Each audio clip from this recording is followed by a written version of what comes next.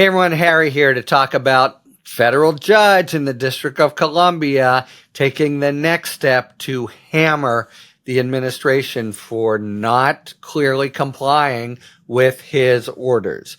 This is the case involving the administration's unlawful order to just basically shut down or completely shut the pipeline for USAID, which sends aid all over the world. It's much smaller part of our national budget than people realize, and it has really important strategic value to the U.S.'s place in the world. Anyway, some combination of Musk and Trump just shut it down, and you can't do that. That's Congress's job to do.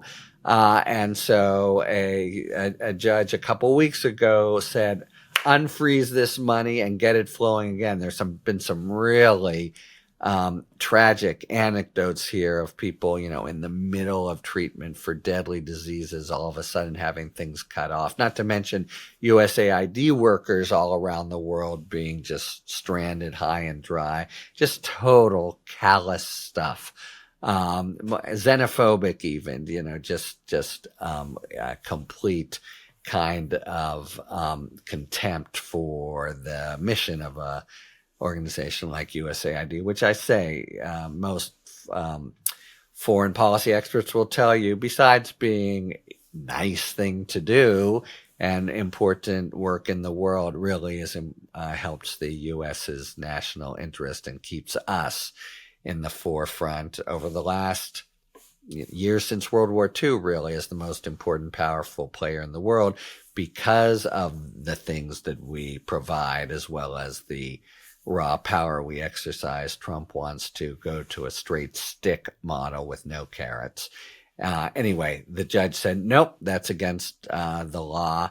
And then there was a hearing, and, you got to feel for you do have to feel for the administration lawyers who are career servants who are there to represent the U.S., and the administration pulls this totally illegal crap, and it's very unclear even what they're doing. It's arbitrary and kind of shifting and mercurial, and it's your turn to go into court and defend it. So in fact, there was a hearing on, okay, I ordered you to unfreeze everything, and there was a hearing with the State Department on the phone about whether they'd done it, and the State Department lawyer was blah, blah, blah, just couldn't give straight answers. And the judge, it's a telephone hearing, and the judge said, I'm not getting clear responses from you guys.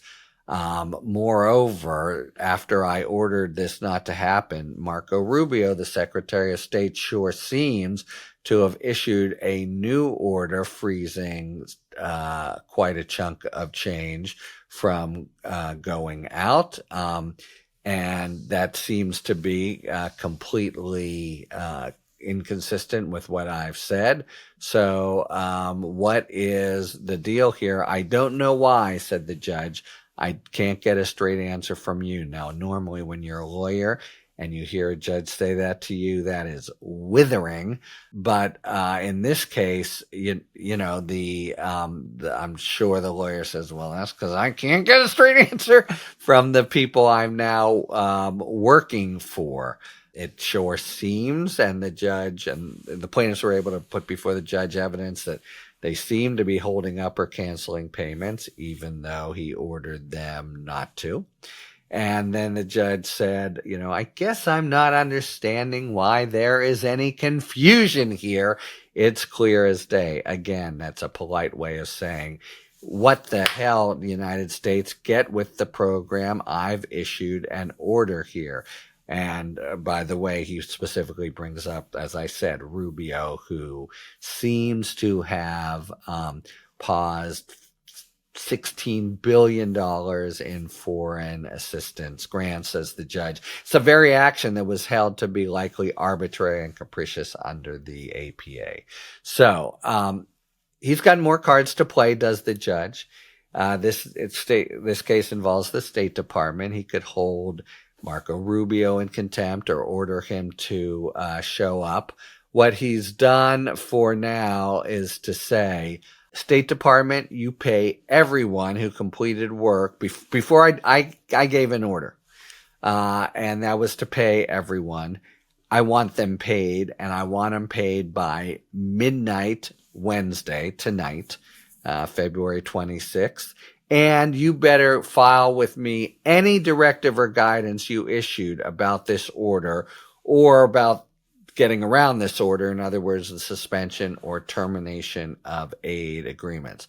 I want those documents, said the judge, by noon tomorrow. So these are the words of a court that is fed up and irate with what he sees as just a complete failure to comply with judicial orders.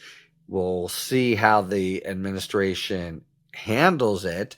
There is probably an appeal in the future, but for now it's with the district court to try the case, having issued the injunction.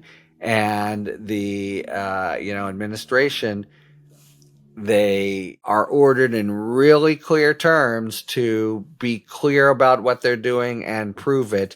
And that's something that they have honored in the breach the entire month plus they've been in power. So it would be a welcome but surprising development if they had it all together and were able to show it to him.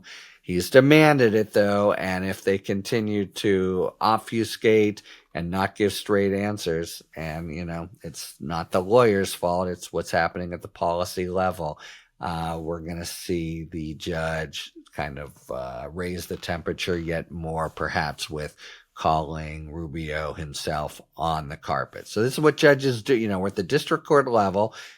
The district courts have responded pretty well to the unlawful orders by the executive branch. And here's what happens when they are defied. It's very much at the sort of beginning stages of a long battle that could go up to the Court of Appeals, even the Supreme Court.